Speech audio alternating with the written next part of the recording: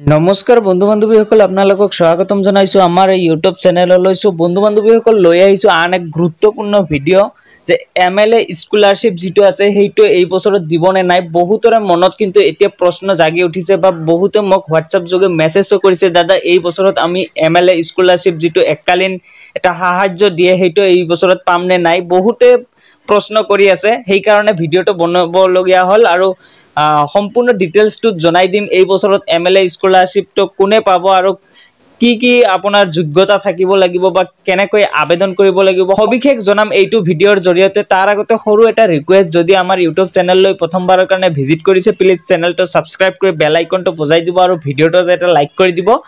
এতিয়া আৰম্ভ কৰিছো মূল বিষয়বস্তুলৈ। একচুয়ালি যিসকল ছাত্ৰ ছাত্ৰী HS বা HSLC উত্তীৰ্ণ হৈছে তেওঁলোকৰ কাৰণে এইটো স্কলাৰশ্বিপ হয় আৰু এই স্কলাৰশ্বিপটো প্ৰতিটো বিধানসভা সমষ্টিৰ MLA বছৰি 50 লাখতকৈ অধিক টকা আৰ্থিক অনুদান লাভ কৰে আৰু এইটো অসম চৰকাৰৰ ট্ৰান্সফৰমেশ্যন এণ্ড ডিপাৰ্টমেণ্টে এইটো বহন কৰে আৰু MLA থ্ৰু দি আপুনি এককালীন এই সাহায্যটো লাভ কৰিব। যিসকল ছাত্ৰ ছাত্ৰীয়ে ভাল পাৰ্চেন্টেজ বা উচ্চ শিক্ষাৰে শিক্ষিত হৈছে বা উত্তীৰ্ণ হৈছে সেই সকল ছাত্ৰ ছাত্ৰীৰ কাৰণে এইটো স্কলাৰশ্বিপ হয়। এতিয়া মূল কথাটো হ'ল যে কোনসকল ছাত্ৰ ছাত্ৰীয়ে এই আঁচনিৰ কাৰণে আবেদন কৰিব পাৰিব বা ইলিজিবল হ'ব। প্ৰথমতে এটা পইণ্ট হ'ল অসমৰ স্থায়ী বাসিন্দা হ'ব লাগিব, তাৰ পিছতে HSLC উত্তীৰ্ণ হ'ব লাগিব, লগতে উচ্চ শিক্ষা বা বৃত্তিমূলক পাঠ্যক্ৰমত নামভৰ্তি হ'ব লাগিব।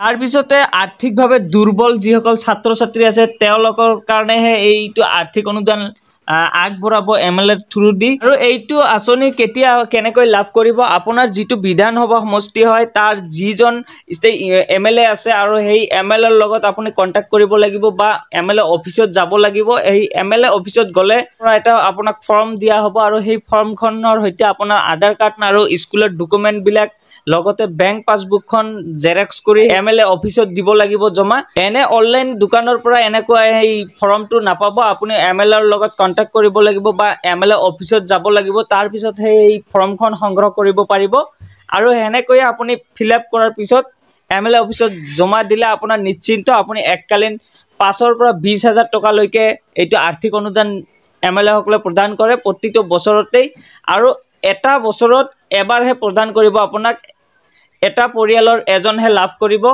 আৰু এটা মূল বিষয়বস্তু হ'ল যে যিসকল MLA আছে তেওঁলোকৰ ছাত্ৰ ছাত্ৰীয়ে কিন্তু এই আঁচনিত নপৰিব বা তেওঁলোকে নাপাব। কেৱল মাত্ৰ দুখীয়া ঘৰৰ ল'ৰা বা ছোৱালীয়ে এই আঁচনিৰ কাৰণে যোগ্য আৰু ইলিজিবল হ'ব। তো বন্ধু বান্ধৱীসকল এইখিনিয়ে আছিল আজিৰ এই মূল বিষয়বস্তুখিনি। আপুনি যদি ইলিজিবল হয় তেনেহ'লে আপুনি যোগাযোগ কৰক অতি সোনকালে আৰু ফৰ্ম ফিল আপ কৰি জমা দি নিশ্চিতভাৱে থাকক, এককালীন আপুনি আৰ্থিক অনুদান লাভ কৰিব।